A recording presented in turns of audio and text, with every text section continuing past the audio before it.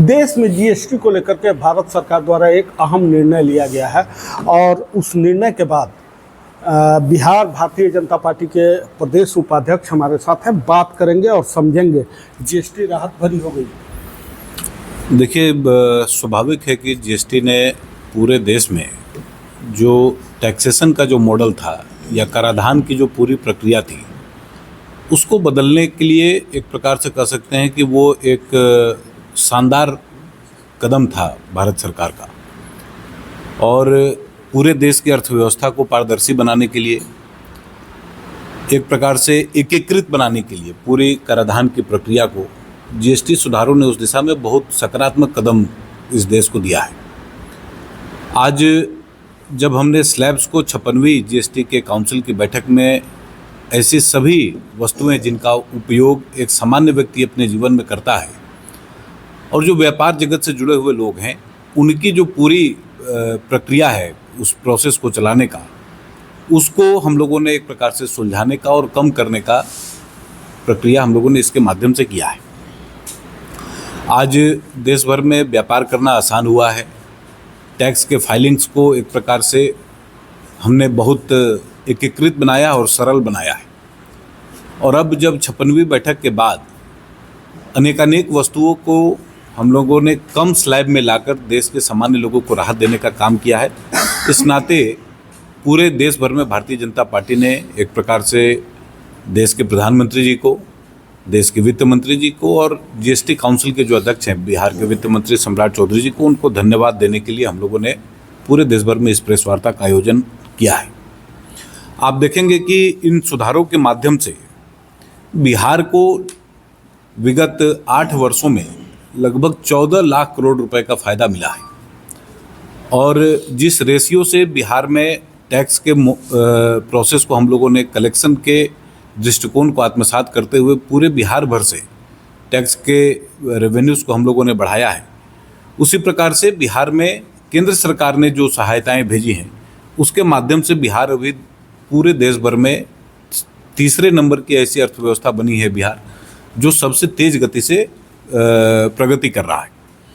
और बिहार में प्रति व्यक्ति इनकम भी बढ़ा है, लोगों को राहत भी मिल रहा है, और कई ऐसी वस्तुएं हैं जो व्यक्ति अपने दैनिक जीवन में प्रयोग करता है, जिसमें साबुन है, सर्फ है, टूथपेस्ट है। ऐसे सभी वस्तुओं पर 18% का जो स्लैब था उसको घटाकर भारत सरकार ने 5% कर दिया है।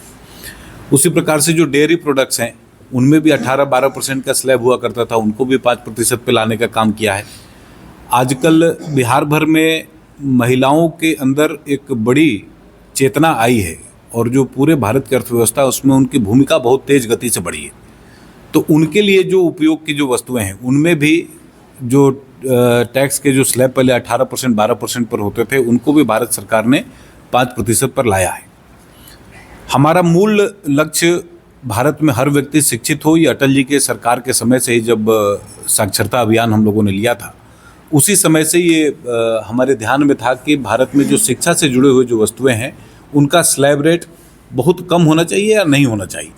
आज नरेंद्र मोदी जी की सरकार ने जो बेसिक यूटेंसिल्स हैं शिक्षा के विषय में, कॉपी है, पेंसिल है, किताब है, रबर है, इंस्ट्रूमेंट बॉक्स है, इन सबों पर जो टैक्स स्लैब पहले 12% 18% होता था उनको घटाकर 0 कर दिया है।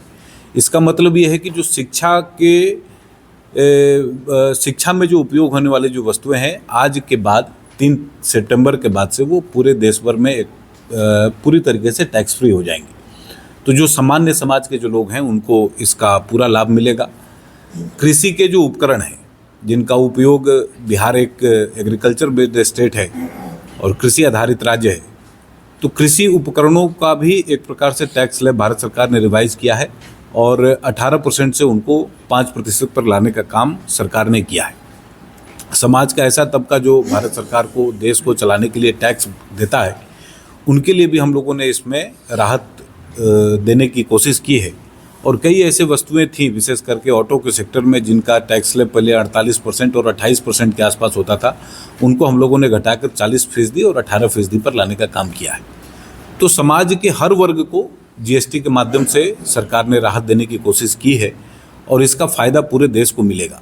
लगभग 1 लाख करोड़ रुपया का आकलन है, एसबीआई का ऐसा आकलन है कि लगभग 1 लाख करोड़ रुपए का राजस्व का नुकसान भारत सरकार को होगा।